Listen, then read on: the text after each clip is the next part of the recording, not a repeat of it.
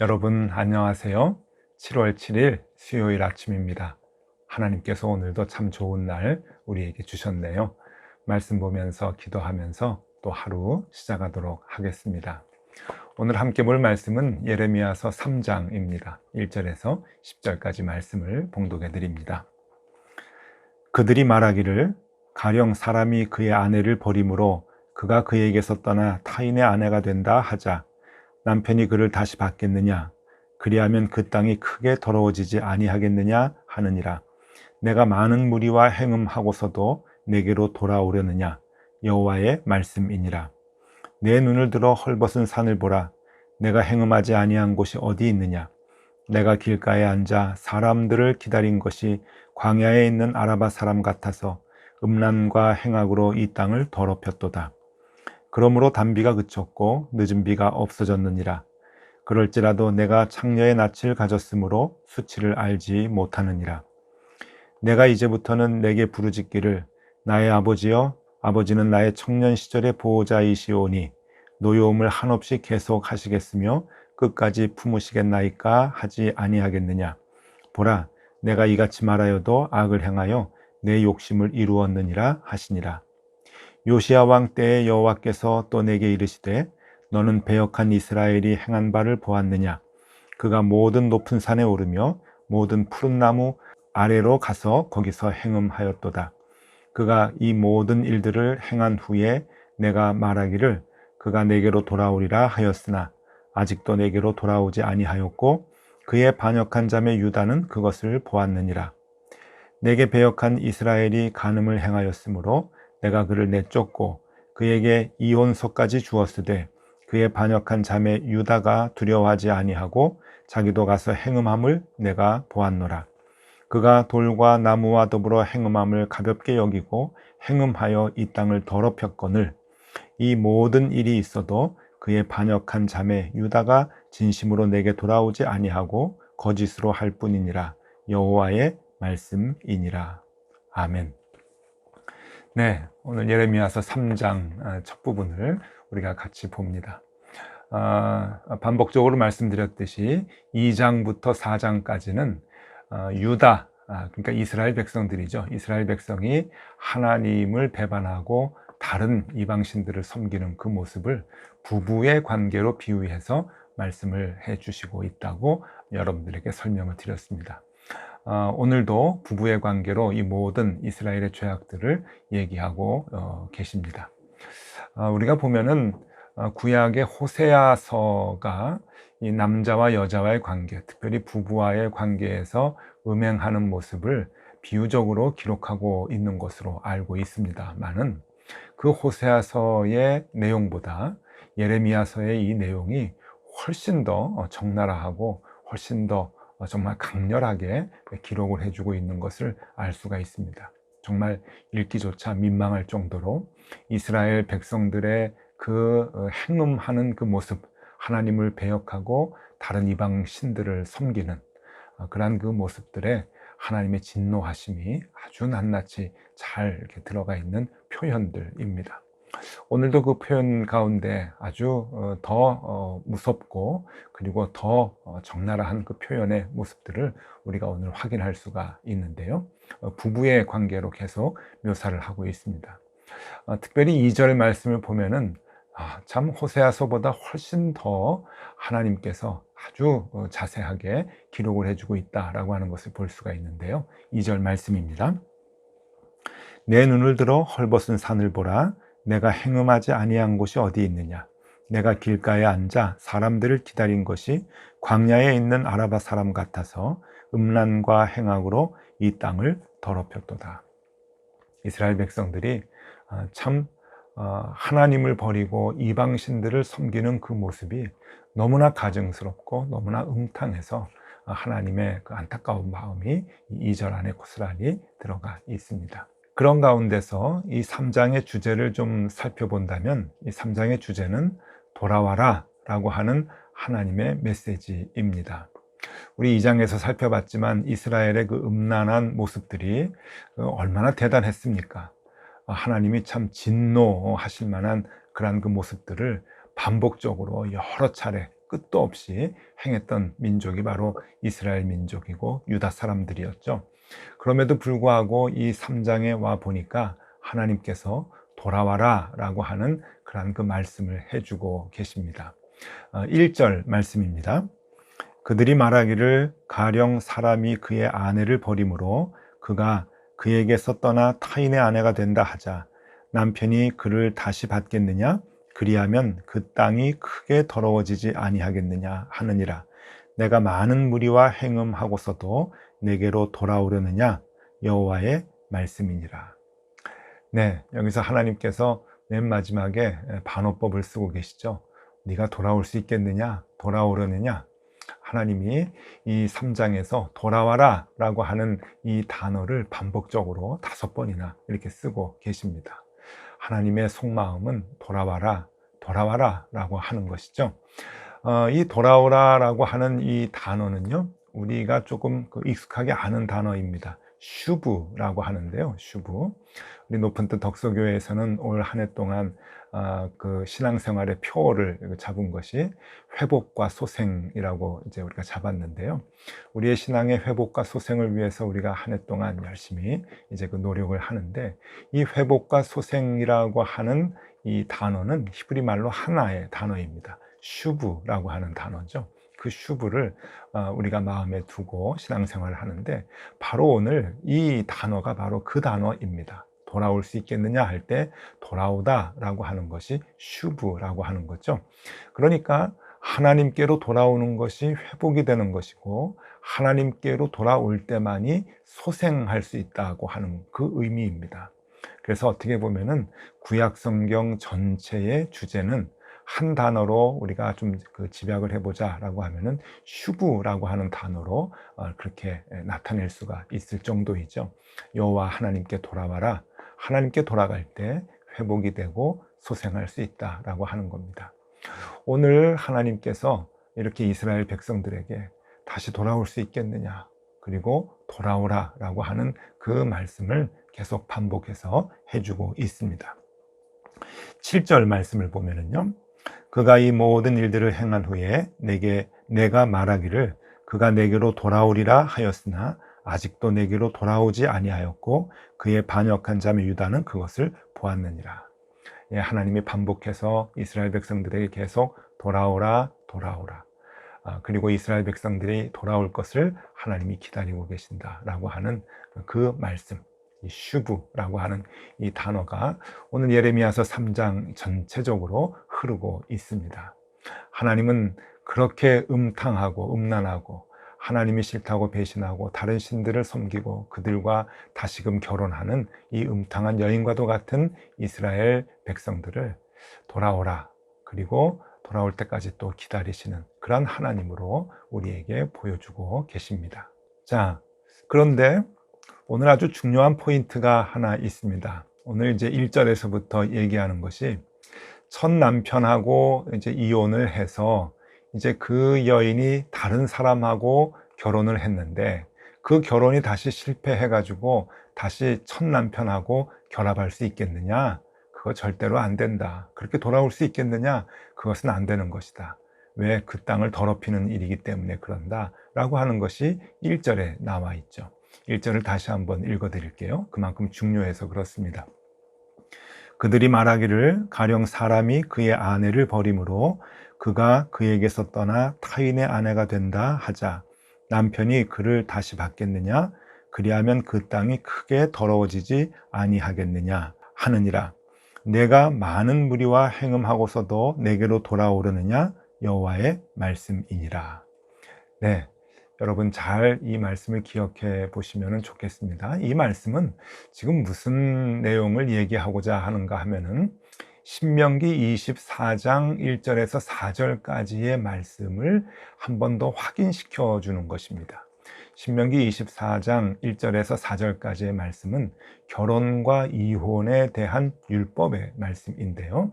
그 결혼과 이혼에 대해서 얘기하기를 여자가 심각한 문제가 있어서 첫 번째 결혼에서 남편에게 쫓겨날 때, 그래서 이혼 서류를 이제 써주고 아내를 내보내게 되는데, 이 아내가 다른 남자하고 결혼을 했는데 그 두 번째 남자에게서 또 쫓겨난다거나 두 번째 남자가 죽었을 때 다시금 혼자가 돼서 첫 남편하고 재결합할 수 있겠느냐? 그것은 안 된다. 라고 하는 것을 내용을 이제 골자로 하는 아주 중요한 결혼과 이혼에 관련된 법이 이제 있게 됩니다. 그 내용을 한번 찬찬히 여러분들에게 좀 읽어 드릴 텐데요. 여러분 눈여겨서 한번 들어보시면 좋을 것 같습니다. 사람이 아내를 맞이하여 데려온 후에 그에게 수치되는 일이 있음을 발견하고 그를 기뻐하지 아니하면 이혼 증서를 써서 그의 손에 주고 그를 자기 집에서 내보낼 것이요. 그 여자는 그의 집에서 나가서 다른 사람의 아내가 되려니와 그의 둘째 남편도 그를 미워하여 이혼 증서를 써서 그의 손에 주고 그를 자기 집에서 내보냈거나 또는 그를 아내로 맞이한 둘째 남편이 죽었다 하자.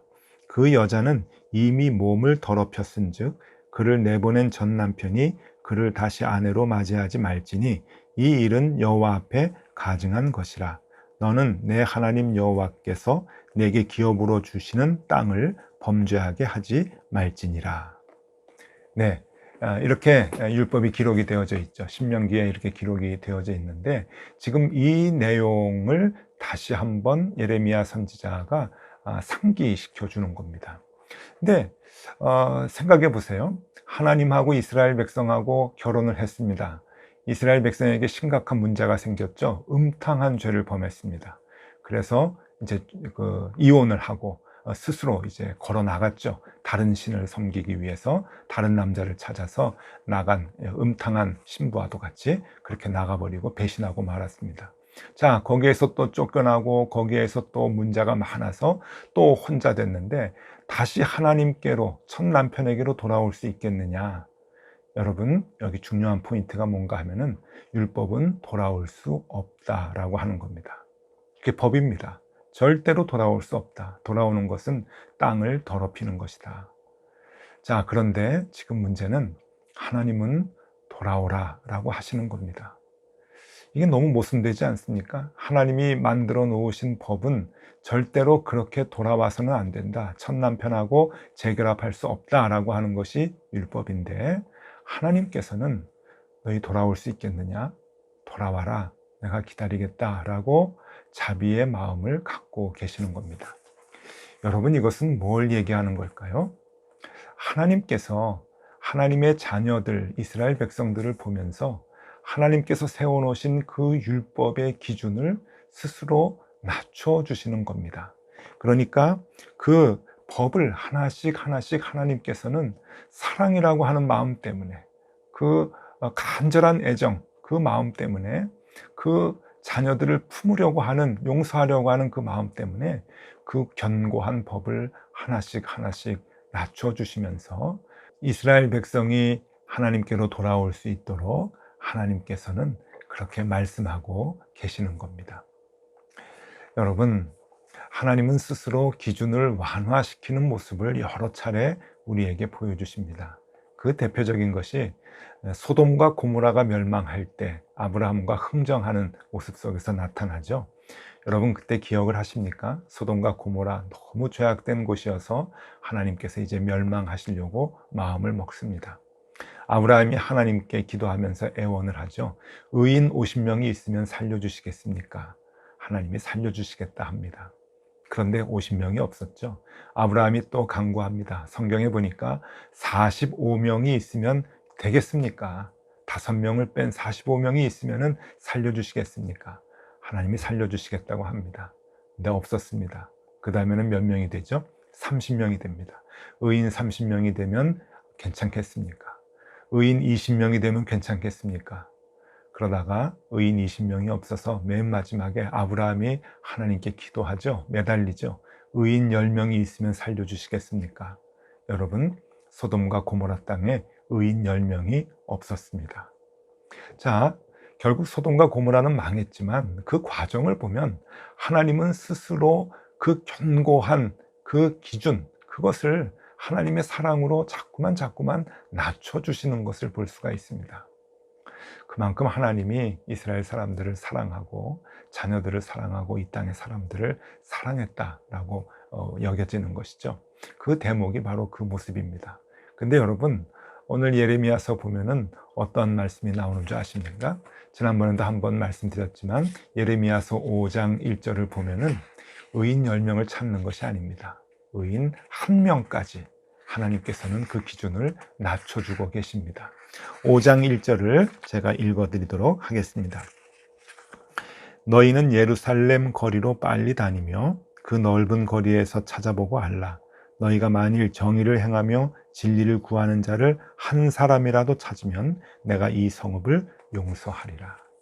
한 사람이라도 찾으면 용서하겠다. 그만큼 하나님은 그 진노의 기준을 현저하게 낮추고 계신다라고 하는 겁니다. 그것이 하나님의 기다림이죠. 하나님의 참으심이죠. 인내이시죠. 그것이 자비이고 그것이 바로 은혜라고 하는 겁니다. 그 은혜의 기준, 낮춰진 은혜의 기준에도 맞추지 못하는 것이 우리의 죄악이지, 하나님은 끝까지 기다리시면서 이렇게 경고를 하시지만 경고를 시작할 때부터 40년을 또 기다리시면서 이스라엘 백성이 돌아올 수 있도록 슈브, 회복하고 소생할 수 있도록 그렇게 하나님께서는 기다리고 계신다고 하는 겁니다. 여러분, 이 그림 한번 보시겠습니까? 용수철 그림입니다. 용수철이 있는데 똑같은 용수철인데요, 왼쪽부터 조금 가벼운 거, 조금씩 무거워지는 그 줄을 이제 달게 되는데, 처음에는 이 가벼운 것들은 다시금 이렇게 회복이 잘 되지만 무거운 거로 갈수록, 그리고 무거워지면 이 용수철이 어느 정도 쭉 벌어지다가 그 임계점이 넘어가면은 다시 회복이 안 됩니다. 여러분, 이걸 뭐라 그러냐면은 회복 탄력성이라고 얘기를 하죠. 쭉 벌어졌다가 다시금 원위치로 돌아가는 것, 그게 회복 탄력성입니다. 근데 여러분, 이 회복 탄력성이요, 임계점이 넘어가 버리면은 회복이 불가능하게 되는 것 같이 여러분, 하나님의 인내하심도 역시 마찬가지입니다. 하나님은 회복 탄력성이 참 좋으셔요. 하나님이 만들어 주신 기준을 완화시키면서까지, 낮추시면서까지 우리를 기다리시고 바보같이 참으시고 인내하면서 우리를 용서해 주시려고 하죠. 근데 못된 것은 바로 우리 아닙니까? 그럼에도 불구하고 음란하고 세상을 쫓아가고 돈을 사랑하고 하나님보다 세상의 방법을 쫓아서 문제를 풀려고 하는 우리들의 모습이 정말 음탕하고 음란한 그러한 그 신부의 모습과도 같은 것이죠. 하나님, 오늘도 안타까운 마음으로 우리를 기다리고 계시는데, 여러분, 하나님의 인내에는 한계가 있습니다. 회복 탄력성이 참으로 좋으신 하나님이시지만 그래도 하나님이 인내에 한계가 있으시고, 우리가 한없이 세상을 쫓아갈 때 하나님은 참지 아니하시고 우리에게 징계의 회초리를 드실 것입니다. 자, 여러분, 오늘은 이거 하나 기억하면 좋을 것 같습니다. 하나님은 우리를 너무 사랑하셔서 인내하고 기다리고 계십니다. 돌아오기를 기다리시는 거죠. 슈브, 하나님께로 돌아오기를 기다리고 계십니다. 여러분, 그거면 충분합니다. 우리 하나님 기다리실 때 우리가 하나님께로 돌아가서 하나님의 말씀으로 또 하나님의 마음으로 우리가 세상의 모든 일들을 감당해 나갈 수 있어야 할 것입니다. 그게 하나님의 자녀들의 살아가는 방법이겠죠. 여러분, 오늘 하루 그 하나님의 사랑을 많이 느끼고 그 하나님의 인내하심을 많이 느끼시면서 생활하실 수 있기를 바랍니다. 하나님, 오늘도 우리를 붙들어 주시고 우리를 인도해 주실 것입니다. 기도하겠습니다. 하나님, 감사합니다. 음탕하고 음란한 우리들을 오늘도 기다리시고 인내하시며 우리를 맞아주시기 위해서 우리를 사랑해 주시는 하나님, 우리가 하나님의 말씀으로 다시금 돌아오게 하여 주시고 그 말씀을 기준으로 삼아 생활해 나갈 수 있도록 인도하여 주시옵소서. 오늘도 그 지혜를 우리에게 주시기를 빌며 예수 그리스도 이름으로 기도드리옵나이다. 아멘. 네, 함께 기도하시겠습니다.